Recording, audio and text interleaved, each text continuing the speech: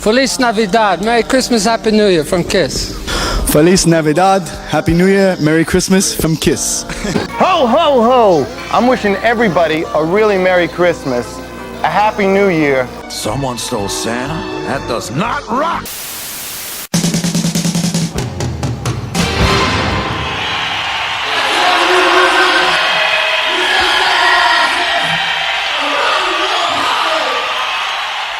What's going on, vinyl community? Welcome to another episode of 25 Days of KISSmas, where every day leading up to KISSmas, I will be reviewing and discussing every Kiss studio album plus more. For the 19th episode, I will be reviewing the Hot in the Shade album from 1989. After dabbling in the keyboard-driven pop metal sound established on Crazy Nights, Kiss decided to tackle their next studio project with a back-to-basics approach that stuck truer to their original straight-ahead rock sound. In an attempt to make the return to their roots more raw, it was decided that the album would consist of polished-up demos instead of them being re-recorded in the studio. While that idea sounds slightly appealing on paper, the end result being Hot in the Shade ended up becoming one of Kiss's most head-scratching studio efforts. So let's dig into the album. Side 1, Track 1, Rise to It. This song was written by Paul and Bob Halligan Jr., whose writing credits can be traced back to Judas Priest and Michael Bolton. Paul plays the bluesy acoustic guitar intro, and the song kicks into high gear, and it's a flat-out rocker that kicks off the album quite nicely. This song was initially going to be the second single released from the album before being changed to the third, and did at least chart within the top 40 of the mainstream rock tracks. This song was also exclusively performed during the Hot in the Shade tour, and aside from the music video for the song being a performance video, it is noteworthy that Gene and Paul can be seen putting on and wearing makeup for the first time since 1983, albeit in some era-inappropriate outfits. Watch the video and you'll see what I mean. But perhaps Gene and Paul were hinting on the prospect of staging a reunion this early on. Track 2, Betrayed. This is a track by Gene and Tommy Thayer, which at this point was in a band called Black and Blue that Gene had produced, but obviously Tommy would go on to have a bigger role within the band in the foreseeable future. It's a steady rocker about someone who feels that life betrayed him, but the reality is that it could be worse. The song features some textural acoustic guitars buried in the mix, with Eric Carr giving some of his best metal-inspired drumming. Given the polished demo nature of the album, it's safe to assume that Tommy played on the demo, thus appearing on the album.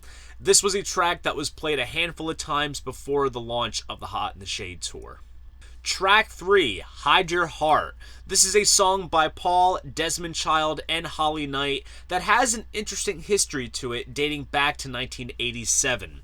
Since Kiss didn't take up the initial opportunity to have a crack at it, the song was then offered to other artists to record it. Bonnie Tyler's version was the first to come out on her Notes from America album in 1988, and that was followed by Molly Hatchet's version on their Lightning Strikes Twice album in 1989. Kiss's version followed, and then shortly after that, original guitarist Ace Frehley did his own version of the song as well. In between all of this, Paul was also playing the song during his 1989 solo tour, and the overall positive reception of the song gave Kiss the green light to record it, and maybe due to the oversaturation of the song and its various renditions, didn't contribute much success given that this was the first single released from Hot in the Shade. Even with its music video following a loose West Side Story-esque concept, it didn't do much. This song only survived in the Hot in the Shade tour setlist and does sporadically get performed in recent years, and it's a solid contender for audience participation due to its hook-heavy chorus. Track 4, Prisoner of Love. This song by Gene and Bruce is one that drastically evolved from the original demo. The original version was more of a mid-tempo number, and Gene wanted it to be more of a shuffle type of groove.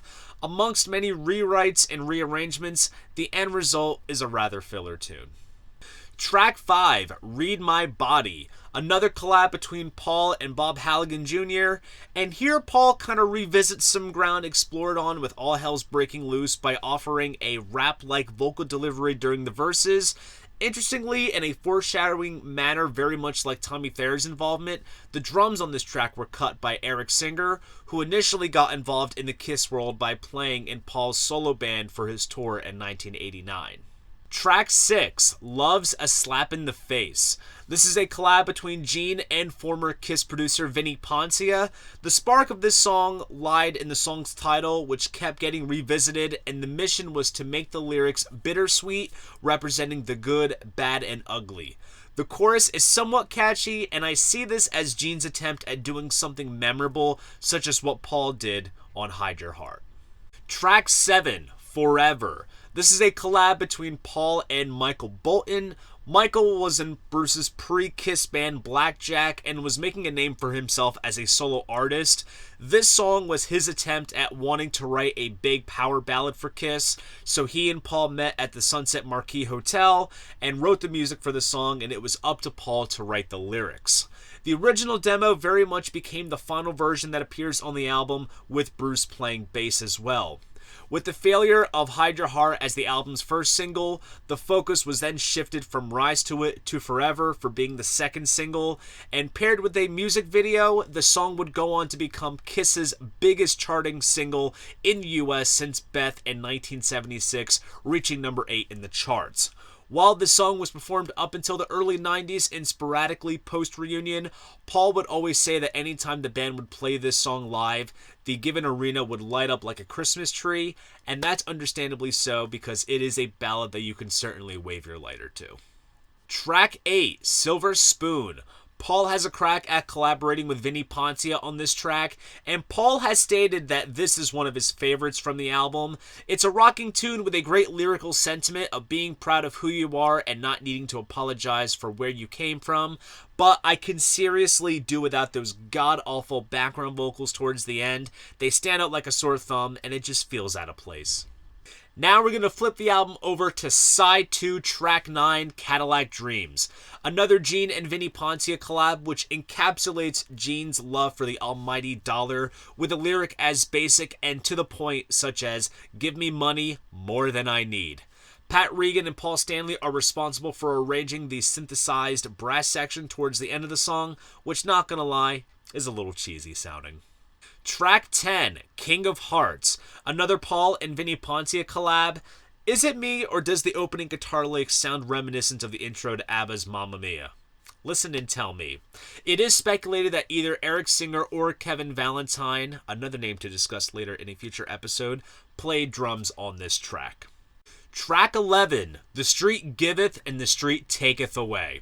Another Gene and Tommy Thayer collab that is rooted in the same vein as Betrayed with its use of acoustics. The music idea of the verses came from Tommy, and Gene contributed everything else. Now lyrically, this follows the same sentiments stated in a song like I from Music from the Elder, the simple stance of believing in yourself. And another interesting coincidence, Gene must have been channeling some Bowie influences with the Hey Mans in the verses lifted from Suffragette City, and even the mention of a rock and roll suicide, which is indeed the closing track of the Ziggy Stardust album. Track 12, You Love Me to Hate You. This is a collab between Paul and Desmond Child. Kevin Valentine is rumored to have played drums on this track, and the chorus has a great memorable hook with some of Paul's most soaring vocals on the album. Track 13, Somewhere Between Heaven and Hell. Another Gene and Vinnie Poncia collab, and that's all I really can say for this track. It's just straight up filler.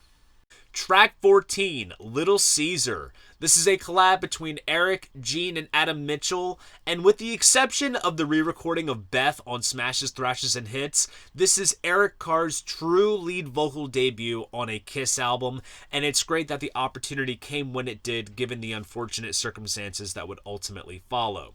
The original version of the song was based around the Marvin Gaye track Ain't That Peculiar, and when it came time for Eric and Bruce to cut the demo, it was more or less a metal rendition of the song. The song got further developed with rewritten lyrics, hence Gene and Adam's involvement.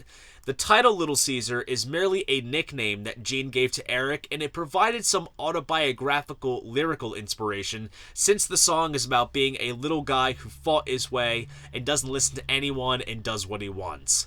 And an odd twist to the personnel on this track, this is one of the rare occurrences where all members appear to be playing on a track off of this album. Track 15, Boomerang. This song by Gene and Bruce was written and originally demoed during the period of Crazy Nights. The original version fell incomplete, so it was left off and subsequently finished for this album. And in a contradicting position against the polished demo shtick, this track was recorded live in the studio, and it's a barn burner, almost thrash metal type track due to its speed. Gene went on record saying that this was one of his favorites from the album, as it was the most fun to play. As for where this album stands in my KISS catalog ranking, I would put Hot in the Shade at the number 20 spot. And the main reason why this album is ranked at the bottom for me is that there is simply way too much filler on here. KISS albums in general are very concise. 10 tracks on average, and they don't overstay their welcome.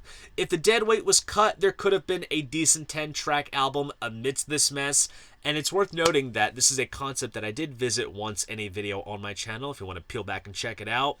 Another dragger for this album is the whole polished demo shtick. Some of these songs are well written and could have benefited from a re-record by the band instead of retaining the outside musicians and even drum machines on the original demos, which is absolutely mind-boggling. As Gene and Paul always love to say, the sum is greater than the parts, and there certainly was a little glimmer of hope with this album due to the success of the single Forever, but it wasn't even enough for the album to be certified beyond gold. So there you guys go. That is the 19th episode of the 25 Days of KISSmas series. Stay tuned tomorrow for the 20th episode, and you can already guess what comes next. If you enjoyed this video, please go ahead, give it a like, and subscribe to the channel. See you guys in the next video, and most importantly, keep the records spinning. Treetops glisten and children listen to hear sleigh bells in the snow. I'm dreaming